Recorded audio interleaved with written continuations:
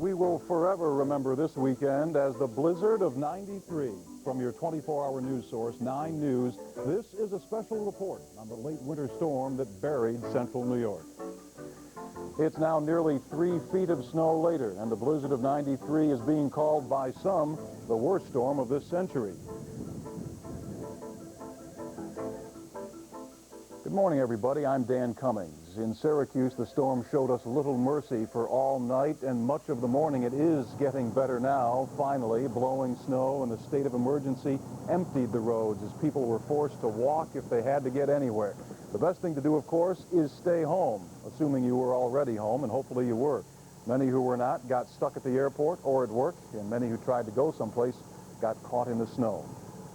The states of emergency, of course, covered not only Onondaga County and the city of Syracuse, but many counties. A little bit later, we'll show them to you. For the next half hour, though, we want to show you some information, get caught up on where the storm has been and where it might, in fact, go from here. The man who's been on it for us all the way along is meteorologist Dave Eichhorn. Dave has been studying the storm really before it began, and he helped to forecast it at that time, and he's joining us now to tell us where we go from here, because the worst does appear to be over. There's no question the worst is over as far as the storm goes. Probably our biggest problem for the moment, Dan, is high winds and still, brief whiteout conditions due to blowing and drifting snow. We still have the possibility of some pretty heavy lake effect developing tonight, and we'll go into that in some detail in just a little bit. Just take it back a little bit to what we were showing you last night on the 11 o'clock news. The storm last evening was located over the southern part of New Jersey, and that storm system was tracking toward the north and east and laid down a huge swath of heavy snow from the western part of West Virginia all the way through the western part of Virginia, up into Pennsylvania, through much of New York State and New England. In that swath of heavy snow you see there, most of the snowfall amounts, Dan, were in the order of 10 to 40 inches, with numerous reports of amounts in excess of 40 inches over the higher mountains of Virginia, West Virginia, and even parts of Pennsylvania. We even had snow as deep as 20 inches over parts of eastern Kentucky. And the drifts were even worse. And the drifts were even worse. In parts of Pennsylvania, drifts over 10 feet in height. We're going to go into a little more detail very shortly and show you what we got coming up, or may have coming up, in regard to lake effect. Okay, don't go far. We'll be back in just a few minutes. Dave Eichhorn. Well, as we said, Governor Cuomo's state of emergency declared at mid-afternoon yesterday continues statewide as that so-called storm of the century plummeted the state with heavy snow and high winds from east to west. Those conditions were seen again this morning here along Route 481, drifting snow and high winds creating near zero visibility as Sunday dawned. There were more than a dozen cars off the road, motorists that lost control overnight in the blizzard conditions and went no further. While the snow has started to lighten across the area, we've seen the sun within the hour. Police continue to warn of frequent whiteouts. They, in fact, continue to warn us to stay off the roads altogether. Dangerous snow, dangerous drifts travel across the entire central New York region, still not advised unless absolutely necessary. The blizzard of '93 continues to affect much of our region, the storm producing those incredible amounts of snowfall, and as Kay Newman tells us now, one community started to dig out well before dawn.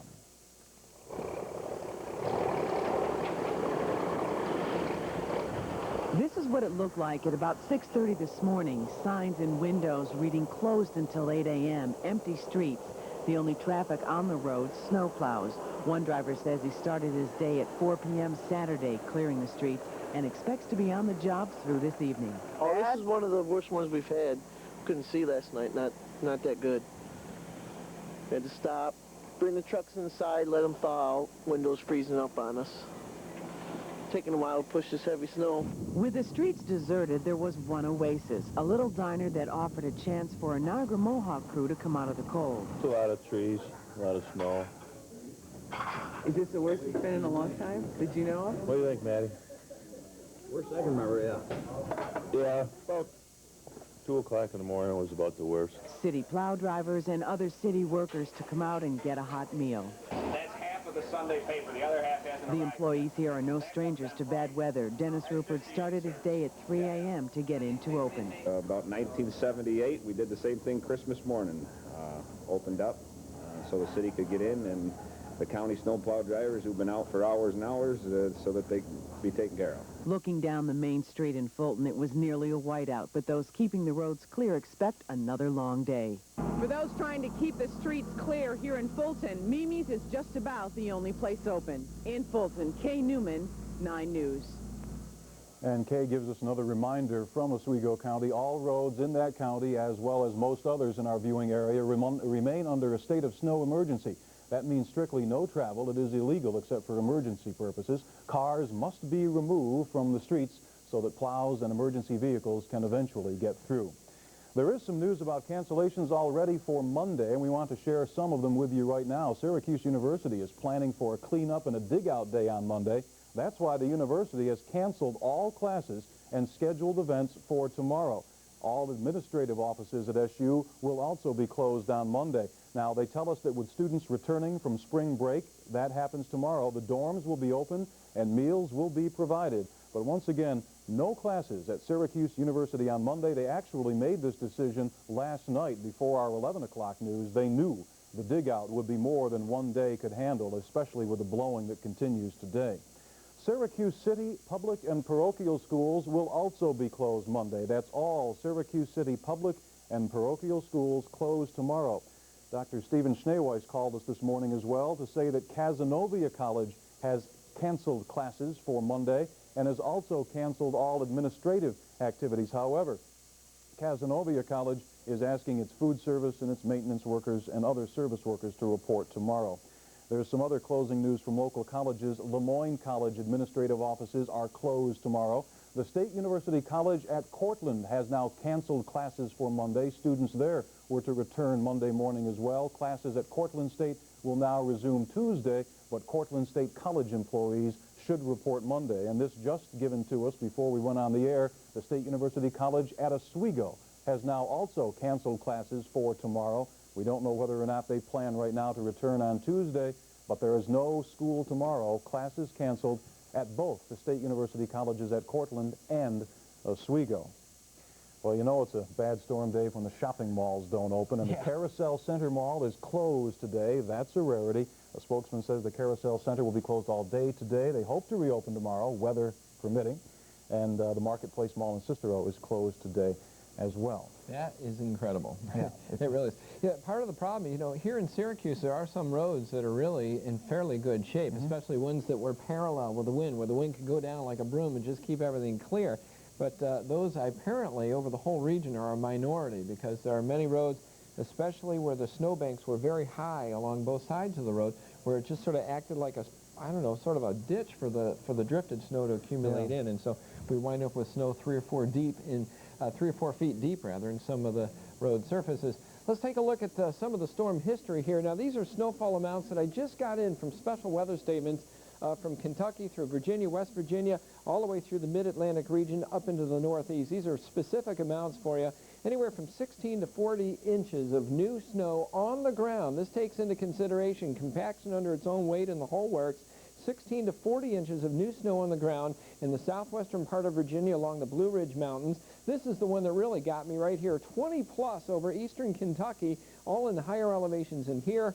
20 to 44 inches of snow over West Virginia, and this extends into the northern parts of, northwestern parts of Virginia, right into the Roanoke area, up through the Shenandoah Valley. We've had snowfall reports anywhere from 18 to 35 inches over parts of Pennsylvania. In western New York, they didn't get hit quite as hard, around 12 inches in Buffalo. 26 to 36 inches of snow over central New York, including parts of the Adirondacks.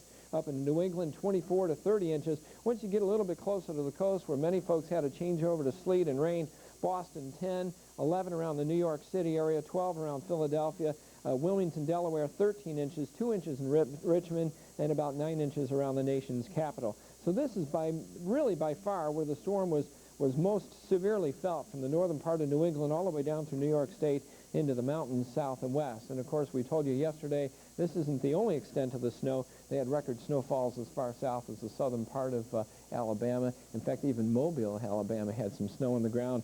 Many people who are down in Florida for spring break right now in the Florida Panhandle woke up to high winds, cold temperatures, and snow yesterday morning. So what a storm this has turned out to be. All right, we've got some new considerations to look into here. We go to RadarNet. Now, this really looked impressive earlier today. This is the Midwest regional view, and look what we got coming down the full length of Lake Michigan. Already lake effect snow setting up there, and when we put it into motion, and this is going to move very quickly, you'll see a few streamers coming in off Lake Erie. These are actually extensions of a band coming off Lake Huron as well. This actually shifts off somewhat into Michigan once we put it into motion, and it actually looks like it dissipates somewhat. I think probably what happens is as the winds become more northwesterly and the band doesn't have the full fetch of Lake Michigan to work with, it sure enough begins to weaken up. But notice the operative word here is more northwesterly, and that's what I'm concerned about with us later on this evening and tonight, because as those winds come around, we're going to find things kicking up on Lake Ontario as well. Here's an incredible satellite view of that storm. Let's go back to that. I want to show you, this is a big satellite storm, a big storm in the surface as well as the upper atmosphere. Put it into motion, and this thing just moves right up the east coast of the United States. We see one more little disturbance in the upper atmosphere moving northeastward from Pennsylvania. That'll keep some light snow going on around here. But look at this stuff coming in off Michigan and Huron as well. We zoom in on that, and you can clearly see those bands coming in off the upper Great Lakes. That tells me the air up in here is moist enough now for Lake Ontario to be activated later on today. So we may not be done with the indirect effects of this storm. All right, let's take a look at the forecast now. For the remainder of the day, either periods of very light snow or flurries, and the sun will be out from time to time. It'll be windy with strong northwest winds, 15 to 30 miles per hour, temperatures getting into the mid-teens at best. For tonight, we'll go for a few flurries around this evening and some squalls developing. Temperatures down into the single numbers. I think at this point the target area for lake effect snow will be southeast of Lake Ontario near the Syracuse area. For tonight, more flurries and squalls, and here's your planning forecast now as we look into the future. Flurries and squalls tomorrow, but probably lifting to the north of Syracuse during the day. And would you believe this? A massive surge of warm air coming up here for Tuesday with maybe a high of 40 degrees. Snow could mix with rain. For Wednesday, back over to snow, a little bit colder Thursday, and then rain or snow likely for Friday. And then following that, there are very strong indications of a major warm-up nationwide. We may actually see spring here in time for... the parade? No, Saturday? spring. Oh, spring is the 20th. Saturday. 20th or 24th, I never keep track. That's parade day, and we know that Nancy Duffy is probably very happy that this blizzard of 93 came this weekend instead of next weekend. Oh, I'm sure she is. I think she would have even she would have canceled the parade this weekend. The chances of that lake effect kicking in good measure tonight? I'd say with a preliminary view of the new computer guidance that just came in, probably pretty good. Okay. I wish I had better news for you there, but... it always seems to happen after a big storm goes through, even storms smaller than this. That's right. Where it gets by and then we get a second whammy. That's right. Well, because of that second whammy, this has just come in, Dave. 2 other public school districts have just now decided they will not hold classes tomorrow. West Genesee Central Schools have canceled classes for Monday, and Skinny Atlas Central Schools have also canceled classes for Monday. Coming up in a little bit, records have been broken, but the big record got broken, and I'll show you what I mean. Okay. Thanks, Dave Eichhorn. He'll be back to us in just a moment. And we'll repeat those school closings for you a little later on because they're continuing to come in. Public school systems already canceling classes for Monday. We'll repeat those for you a little bit later on in our special broadcast. Here now, though, is a glance at the widespread highway shutdowns. You probably weren't able to travel even if you wanted to because, for instance, the New York State Thruway has been closed since last evening, and the closure was extended overnight. Originally, it was closed simply from exit 16 at Harriman downstate to Victor. That's exit 45 at Rochester.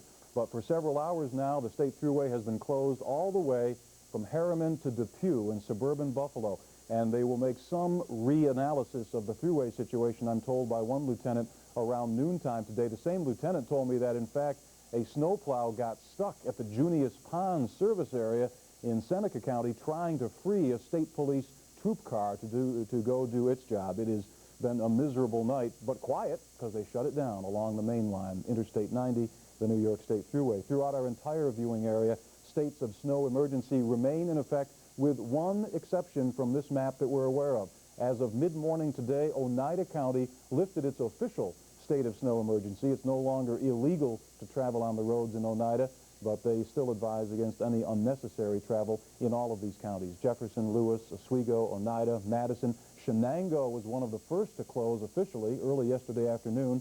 Tompkins, Tompkins County, by the way, we are told this morning by deputies down there in a new news release, had secondary roads impassable with snowdrifts reaching 10 to 15 feet. You know, it'll be a while before they get closed out. Cayuga County, Onondaga, of course, including the city of Syracuse, Wayne, Ontario, Seneca, Schuyler, and Yates, for that matter. All roads still, to our knowledge, officially closed as they try to get in and clean them up so we can go somewhere tomorrow. A big job remains, and it is bigger than it's ever been at Hancock International Airport. If you had any notion of getting out of Hancock today or having anyone come in there and meet them, it won't happen, at least until later this evening. A short time ago, I talked with Syracuse Aviation Commissioner Ralph Napolitano. But we are definitely closed, Dan, through 7 o'clock tonight. I've had conversations with the tower chief, the station manager for American Airlines, U.S. Air. U.S. Air had canceled all their flights earlier to 7 o'clock. American, it pretty much canceled through 6 o'clock.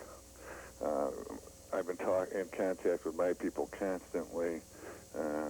With the blowing snow, it's going to be real difficult to open unless things clear up pretty good.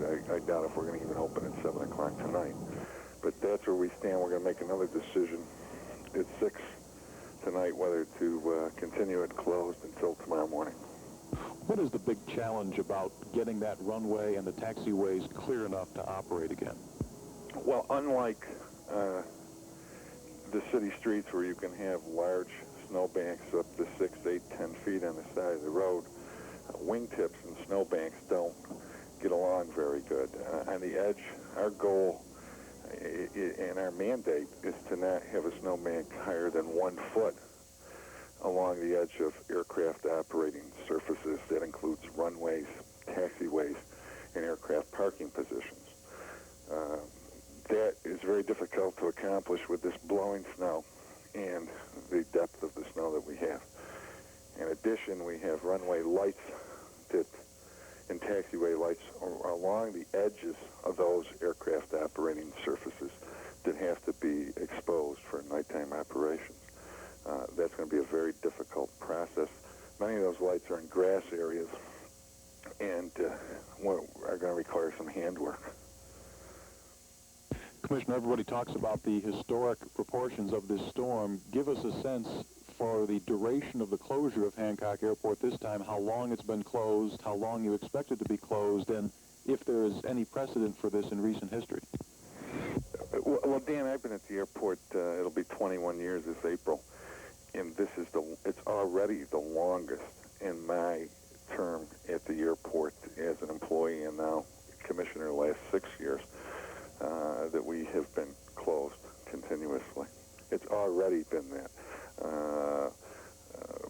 Some of the people who have been around the airport a little longer, and some of the people who retired from the airport tell me in '66 we were closed for 2 or 3 days. The bottom line from Commissioner Napolitano, though, Hancock International Airport is closed until at least 7 p.m. Around 6 o'clock tonight, he says, they will make another judgment as to whether they can get the airport reopened at any point this evening or whether they'll have to go into Monday before the planes can come and go at Hancock International Airport. Well, planes, of course, aren't the only method of transportation stopped by this blizzard. Even in the city of Syracuse, traveling very short distances is a challenge. At the airport today, our Dan Maffei reports that people aren't just stranded because the planes aren't moving. They're stranded because cars aren't moving. Syracuse remains under siege by snow and high winds. One of the casualties, the carrier dome, which was temporarily deflated because of the huge volume of snow. The dome came down in 1984 as a precaution, but that storm was nothing compared to this one. Nothing is the same magnitude of this storm. I think it was about 18 inches of snow back then, and it was also a lot warmer. Right after the storm, the temperature was 40 degrees or a little bit higher. What's making it difficult for us now is that the temperature is so cold out in the wind, and it's very, it's not melting as quick as we'd hoped. The drift stranded some at work and others at home. Martha Smith had to use alternative transportation, her feet, to get to her nursing post at Krauss-Irving Memorial Hospital. She's coming in on her day off to relieve nurses who have been on duty more than 24 hours.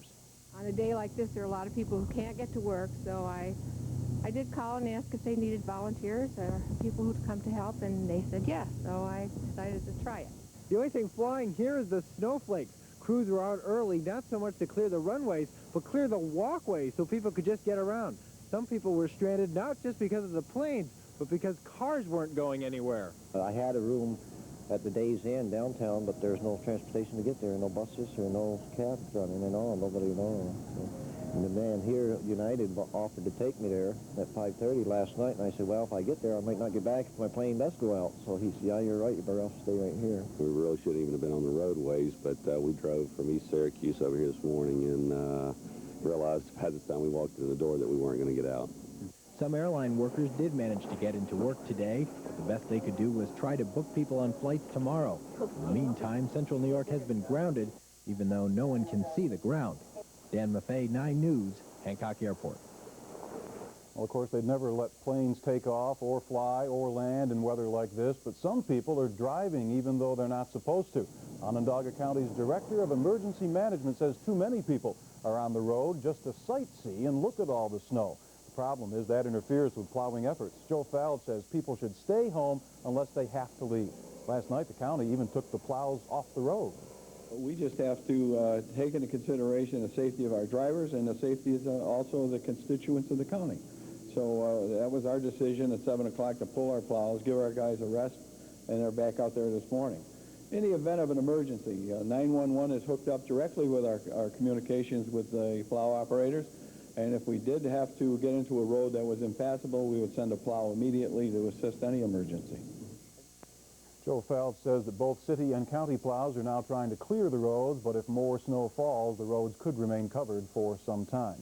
Fortunately, most of the power problems blamed on this storm have been fixed, and there really weren't many to begin with. Niagara-Mohawk still has some customers who right now remain without power, but it's a lot less than they had feared with the winds that we had and the snow that we had. Let's get the latest right now from Niagara-Mohawk spokesman Jim Cosgrove. He joins us on the phone. Jim, where are the remaining outages right now? Good morning, Dan. Hi. You're right. We expected the worst is over. We had up to 5,000 customers without energy last night, primarily up in the northern area, northern Onondaga County and Oswego County, Pulaski and Central Square. We have all but about 100 back in service now. We won't be content until we get those 100 back in service, too, of course. Currently, there's an area down around DeRuyter. We're having some problems trying to restore energy there. The difficulty, as you well are aware, has been accessing the points where lines have come down. Our linemen have been working through the night. We've had over 30 line crews out. We brought in over half dozen people to man our customer service telephones to receive incoming calls, trouble calls. So things are going quite well now. We just hope that the worst is over, but nevertheless, we do have our line crews are standing by and alerted, and we're tracking the storm so that it gives us a double whammy. We'll be out there to restore service to our customers as quickly as possible. Jim, you must be pleasantly surprised. Forewarned was forearmed? That's correct. I mean, this was something that could have really wreaked havoc, and it did up and down the East Coast. But here in central New York, we seem to have been spared, us power customers, for the most part. So far, we hope it certainly doesn't get any better. I understand they're forecasting some lake effect, but the snow doesn't bother us as much as the wind, of course. High winds are what really raise havoc with the lines and with limbs down in the lines. The snow presents its own problem, which is principally accessing the areas that are troubled. And one more question. Will Niagara-Mohawk be sending crews to other parts of the eastern seaboard to help out where it's really needed? We may be asked. We're in constant contact with our neighboring utilities, and if so, after we clean up our own area, not until we get our own customers, all of them back on, will we then send crews out in a mutual aid system. Okay, Jim Cosgrove from Niagara-Mohawk, thank you very much for joining us this morning. Thank you, Dan. And for last night as well. You've been with us for the better part of 24 hours now. And the phone number that you should call if you still have a power problem, because they want to track them all down and they can't know unless you call them. It's on your screen now. Scribble it down, 474-5911, because with the continuing winds, you may yet lose power. There's the number, 474-5911. You may need it later on, but so far, Dave, it seems really good that we haven't had to cope with too much power problems. No, I'll tell you something interesting about the wind. When you're very cold aloft and the sun has a chance to get out and it starts warming the lower atmosphere, it starts these thermals rising up. Well, that starts to mix the air above down to the ground as well. And this mixing process tends to take higher winds aloft and bring those down to the ground. So we're still very strong candidates for high gusts here over the next several hours. Not out of the woods yet. But what about those records you were talking about earlier? We broke some records. You don't mind that I Not at all. homework on the set here. I'm also getting ready for the 6 o'clock news tonight as well. The big focus here is lake effect later on this evening. But before we talk about that any further, this has been a period for records. There have been records broken all over the United States. In fact, here in Syracuse, we had yesterday the greatest daily snowfall ever recorded in the month of March and ever recorded so late in the season. And we also broke the record for the greatest 24-hour snowfall ever, any month of the winter. History. But the big record got challenged and it got broke. First of all, let's take a look at what did it. Look at the snowfall rates beginning yesterday here. This is a graph, and these are, of course, snow accumulations here. And this is the amounts on the ground as it started yesterday morning. And watch how, as we got into the latter part of the day, the rate of snowfall just exploded. This is really something very unusual for the month of March. As a matter of fact, nearly 30 on the ground of new snow. That's on the ground, considering the fact that the snow tends to compress under its own weight. This may go up even a little bit further. But because of this one single storm, almost a record? Well, I'll tell you something. I started this graph at about 4 o'clock this morning because there were many other things to do in the office. And at that time, we had only had about 156, 158 inches of snow on the ground. Year to date, last year, we had 152. As I told you, when I started this graph, we'd only had about 156 at 58. Well, since then, it had snowed some more. And this year so far, 169.2 so far. The all-time annual seasonal snowfall record was set last year at 166.9, so we clearly broke that. And with the possibility of some more lake effect underway, we could really be setting some sort of pace for something that may not be beat for a long, long period of time. A seasonal record snowfall broke, partly due to the straw, and that was the blizzard of '93. Well, Dan, it looks as though we got to deal with some lake effect possibilities later on this evening, and we will be dealing with that on the 6 o'clock news this evening. Okay, Dave. Keep us posted throughout the day. I know you will, and you have very well so far. And we've got a little more news to tell you about right now, however, and it involves news that happened last night and overnight, and it starts with an explosion and a fire at Syracuse, China, on Court Street in Lincourt. We are told that 3 people were burned in this blast, which apparently happened as workers were trying to switch fuels. Niagara Mohawk had asked some companies to do it. They tried to go from natural gas to propane, and when they tried to make the switch to propane late last night, a few workers were burned, not seriously. Meanwhile, they'll be picking up the pieces of a building that collapsed last night on Syracuse's west side. The scene on Marcellus Street, where the old Case Supply building came down under the weight of all that snow. Roofing materials were stored inside. One person living nearby narrowly escaped injury. He had moved his car off the street and parked it near the building just moments before the collapse. He heard a crash and found his car under this pile of rubble. A home next to the building was damaged slightly. And the Landmark Theater in downtown Syracuse turned into the Landmark Hotel for many of the 2,000 Amway representatives meeting here. They got socked in at the Landmark last night. They couldn't leave, but they made the best of it. The Landmark lobby and the theater stage must have looked inviting, especially compared to the way that it looked outside last night in downtown Syracuse. This is just about the way it looked and felt everywhere last night in central New York. And we will leave you with this special broadcast now by taking a look back at some of the pictures that continue to make themselves impressed on our minds, and they probably will for some time to come. As the blizzard of '93 hopefully soon fades into memory, we're not quite done with it yet. We thank you for joining us, and we invite you to stay tuned to 9 News throughout the rest of the weekend as Dave Eichhorn provides continuing updates. Join Christy Casciano and Dave tonight at 6 for 9 News Sunday. Have a good time digging out. Don't work too hard, and we'll see you soon. The source is Central New York 9. Now the news team that's making a difference. Christy Casciano, Jack Morse with sports, and Tim Fox with 9 News Weekend. This is 9 News Sunday. I almost got hit by a plow. My husband had to pull me out of a snowbank. What a time, what a time. What a time for all of us, the blizzard of '93. Good evening, everyone. We have all been a part of history now, witnesses to the biggest snowstorm ever to hit central New York. It appears as if the worst is now behind us. We have team coverage of the storm. Dave Eichhorn will be along in a few minutes to give us the latest on what we've been through and what's next. We begin with a look at how central New Yorkers are digging out.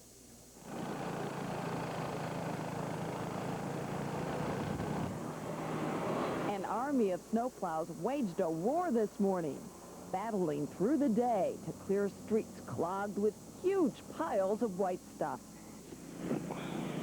Central New Yorkers woke this morning to find themselves in awe of the raw power of Mother Nature. 2 hours this morning. Yep. Now I'm plowing out for the mailman. My snowblower is in the shed. I left it in there last year based on the last 8 winters, and it's in there now. And I wish it was with me. Can't get to it, eh? Can't get to it. It's buried. Driving became risky business, many deciding to bag the cars and grab the bag. Doing some grocery shopping. Some found themselves digging tunnels just to get to their front doors. Tons of it. I haven't seen it like this in years. It's fun, though. I'm having a great time in Blizzard 1993. The worst may be over, but we will forever remember this weekend as the blizzard of '93. And we want to pass this along to you. We got a call from Syracuse's Department of Public Works. They're getting swamped with calls from people asking them to send plows to clear their streets. The DPW says it's doing the best it can and asks that you not call unless it's an emergency, like a sewer backup or an ambulance stuck. Stuck is how a lot of people are finding themselves at Syracuse's Hancock Airport. Our Dan Maffei has been following this story for us, and he joins us live outside our studios. Dan, you were there earlier and the airport was closed. Tell us the status now. Is it still shut down? Well, Christy, the airport is expected to be shut down until at least 6 a.m. tomorrow, and with good reason. As you can see, just outside our studios here in East Syracuse, the wind is still blowing. Visibility is pretty bad. It's still very cold, I can tell you. And that brings up a problem that many people have been having if they get stranded at the airport. It's not just that they can't get around in the air, it's that even getting around on the ground is a problem. Syracuse remains under siege by snow and high winds. One of the casualties, the carrier dome, which was temporarily deflated because of the huge volume of snow. The dome came down in 1984 as a precaution, but that storm was nothing compared to this one. Nothing is the same magnitude of this storm. I think it was about 18 inches of snow back then, and it was also a lot warmer. Right after the storm, the temperature was 40 degrees or a little bit higher.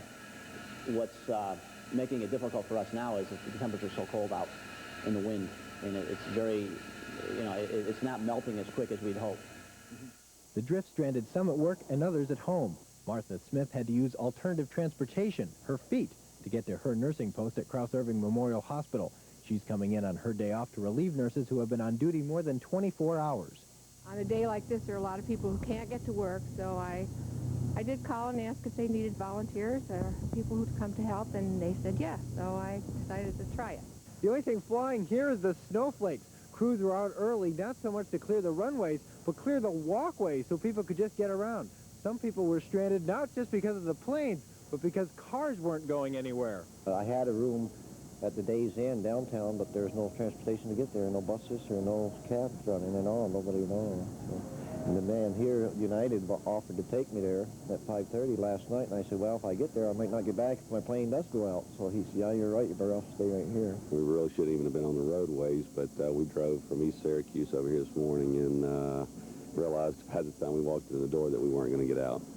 Some airline workers did manage to get into work today, but the best they could do was try to book people on flights tomorrow. In the meantime, Central New York has been grounded, even though no one can see the ground. Now, the state of emergency continues in almost every county in Central New York. That means that you can't drive on the roads unless it's absolutely necessary.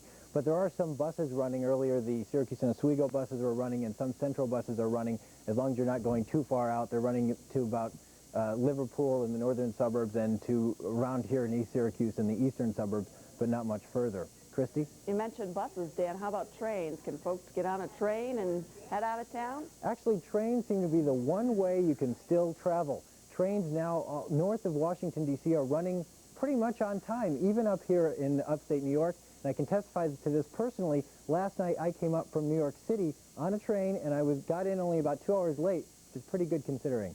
And we want to mention you did manage to walk to our station, which was walking distance. Only a half a mile. Thanks, Dan. Thank you. All of Central surrounded by the storm. Our Kay Newman braved the elements and takes us north now to Fulton, where streets are encased in snow and people are making the best of it.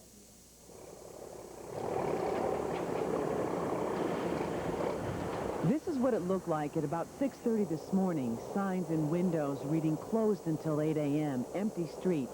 The only traffic on the road, snow plows.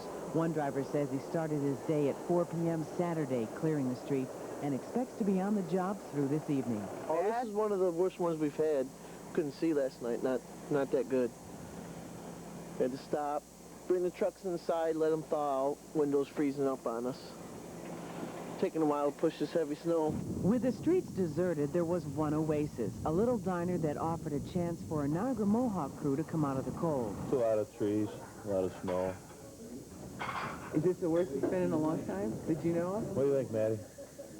Worst I can remember, yeah. Yeah, about 2 o'clock in the morning was about the worst. City plow drivers and other city workers to come out and get a hot meal. That's half of the Sunday paper. The other half hasn't The arrived. employees here are no strangers to bad weather. Dennis Rupert started his day at 3 a.m. to get into open. About 1978, we did the same thing Christmas morning. Opened up so the city could get in, and the county snowplow drivers who've been out for hours and hours so that they could be taken care of. Looking down the main street in Fulton, it was nearly a whiteout, but those keeping the roads clear expect another long day. For those trying to keep the streets clear here in Fulton, Mimi's is just about the only place open. In Fulton, Kay Newman, 9 News. And the heavy snow in Fulton did cause a building to collapse. Police there tell us the old Super Duper store, now a building under construction, crumbled under the weight of snow. No one was hurt. Now let's check roadways around central New York. Here's the latest information we have. Roads throughout central New York still officially closed. All of these counties still under a state of emergency tonight as road crews do the best they can to clear the snow. Now this includes Oneida County, where an earlier report said the ban on travel had been lifted. Officials opened the thruway from Albany south to New York City this afternoon, but east to west, the thruway remains closed across New York State. Cancellations for schools and businesses have been pouring into our newsroom. We're going to show you the list a little later on. And when we come back, Dave Eichhorn will be here with a complete look at the big storm next. The rest of the night and tomorrow, meteorologist Dave Eichhorn joins us now.